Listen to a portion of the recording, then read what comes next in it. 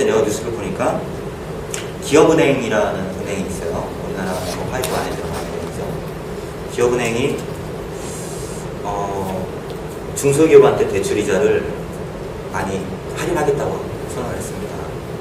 중소기업한테 대출이자가 보통 두 자릿수였는데 신용대출이었대요. 그걸 한 자릿수까지 낮추겠다고 얘기했어요. 그랬더니 2012년도 올해 약 4천억 정도의 손실이 발생됐다고 합니다. 이자를 낮춥니다. 근데 그렇게 하고도 전년도에 1조 3천억의 흑자가 났어요. 2011년도에 1조 3천억의 흑자가 났다고요. 근데 4천억 손실을 보면은 그래도 1조 원 정도에 가까운 이익은 날 거 아닙니까? 근데 기업은행의 최대 주주가 어디냐면 국가예요. 네. 70%의 지분을 가지고 있어요. 네. 그러니까는 주식 가격이 폭락을 했겠죠. 네. 왜냐면 4천억을 포기했으니까. 그냥 뭐 안 깎아줘도 되는 건데 깎아줬으니까.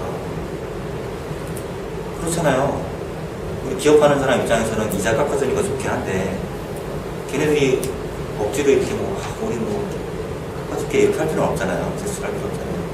근데 기업은행장은 이게 국가적인 위기 대처 상황에서 우리가 그거를 같이 동참하겠다라고 선언하고 동참을 했어요. 그랬더니 소액주주들이 어떻게 됐어요? 그러면 뭐하러 상장했냐 이거죠. 네. 뭐하러 상장했냐. 주주들은 뭐냐 이거예요. 너 때문에 내가 주식을 14,000원 주고 샀는데 지금 11,000원인데 어떡할 거냐고. 네. 그 뉴스 하나 때문에 4,000억의 문제가 뜨니까. 어떻게 생각하세요? 또 한 가지 뉴스가 있어요. 요번에 사상 최대 실적이 은행에서 사상 최대의 영업이익이 나옵니다. 2011년도에. 그래서 종업원들한테 300%에서 400% 정도의 인센티브를 지급하기로 했어요. 근데 은행이라는 거 하는 것이 말 그대로 국가에서 인정한 합법적인 돈놀이거든요.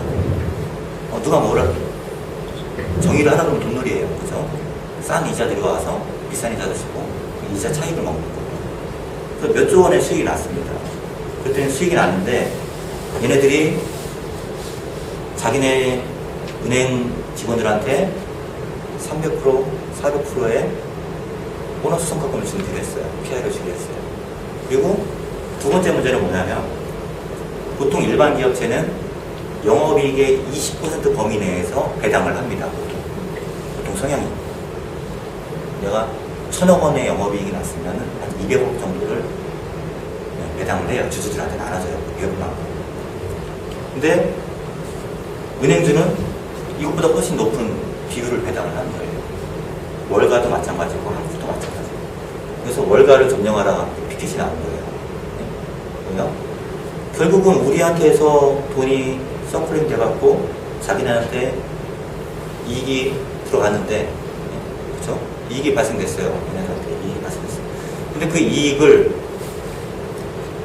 처분할 권한이 자기들한테 있냐는 거죠. 처분할 권한이. 도덕적으로. 만약에 그러면은 그냥 거꾸로 생각을 해봅시다. 만약에 은행에서 장사를 했어요. 예대 마진으로다 장사를 했어요. 예대 마진 해갖고 장사를 했는데 손실이 났어요. 손실이 났어요.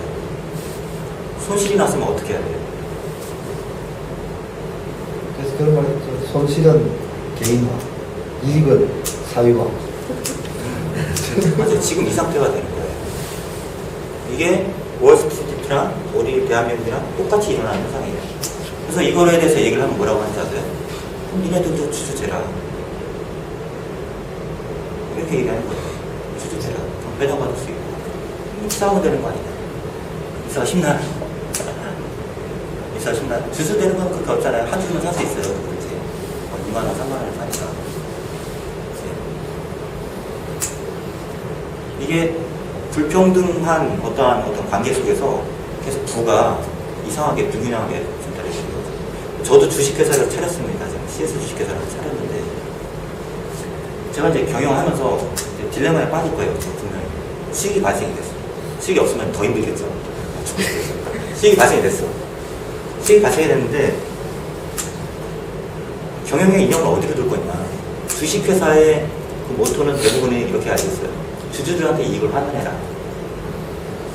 세계 최고로다가 임금이 비싼 회사가 제가 알기로는 사스라는 회사라고 있어요. 아, 그 소프트웨어. 소프트웨어 회사입니다. 비상장 회사죠. 어느 정도 임금이 비싸냐면은 그 직원들한테 얘기를 했습니다. 인터뷰를 하면서 당신한테 지금 받고 있는 월급에 1.5배를 준다고 하면 이직할 생각이 있습니까? 딱 물어보니까 답변이 뭐냐면 그렇게 비싼 회사는 없습니다. 그 정도면 어느 정도인지 알겠죠. 근데 그 소프트웨어를 만드는 회사예요. 소프트웨어를 만드는 회사예요. 우리나라 안철수 연구소라고 있죠. 요즘 이슈가 되고 있죠. 대선에 나온다고 얘기가 나오고 그러니까. 안철수 연구소에 직원이 꽤 많이 있습니다. 한 400명인가 600명 정도. 평균 급여가 4천만 원 정도밖에 안 돼요. 평균 급여가 4천만 원이라고 하는 거는 임원급들은 한 7, 8천 받을 수 있다는 거고 밑에 직원은 2천부터 시작한다는 얘기예요. 근데 업무량으로 보자고요. 업무량. 사스의 업무량이 많을까요? 안철수 연구소의 업무량이 많을까요? 그건 모르겠죠. 모르죠. 그죠? 모르는데 그래도 같은 IT 업종에 있고 비상대응을 해야 되는 상황이고 상황은 거의 비슷해요. 대중소해요. 그 사스라는 회사에 제가 그 비디오를 보니까 굉장히 이거는 그 구글하고는 비교가 안 될 정도의 복지가 이루어지고 있어요. 이거 그러니까 거기 들어가면은 퇴직할 필요가 없어요. 말 그대로 모든 거 다 해주니까.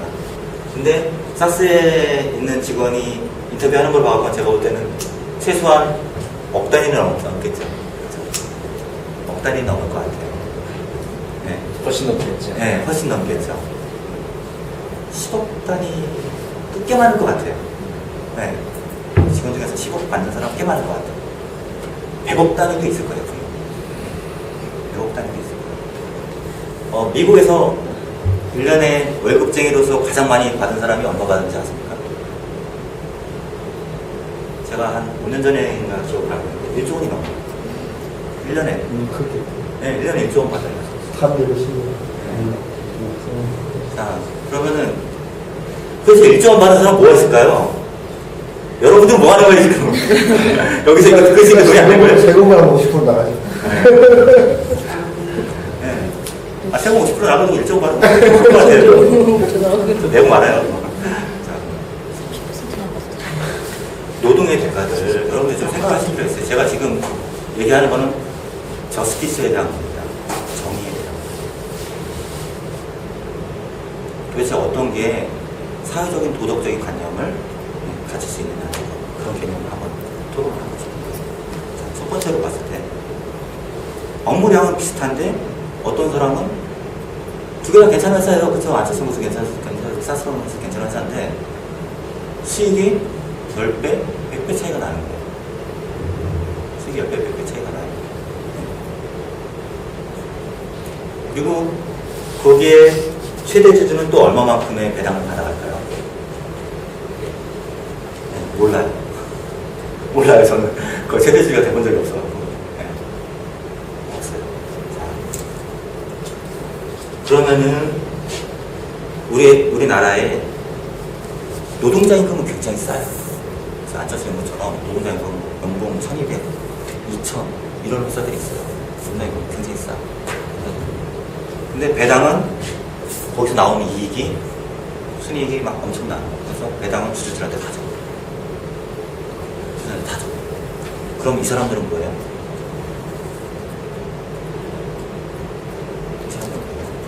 죽으라고 일을 했어. 회사를 위해서 엄청나게 일을 했어요. 근데 주주라는 사람들이 모든 이익을 다 가져가요. 제가 이제 투자를 하실 때 여러분들한테 도덕적인 관점에 대해서 말씀을 드리는 거예요. 적정한 분배가 되고 있느냐가 굉장히 중요한 포인트라는 겁니다. 그래서 평균 임금이 너무 낮은 업체들은 아무리 좋은 실적을 내고 있더라도 결코 좋은 게 아니에요.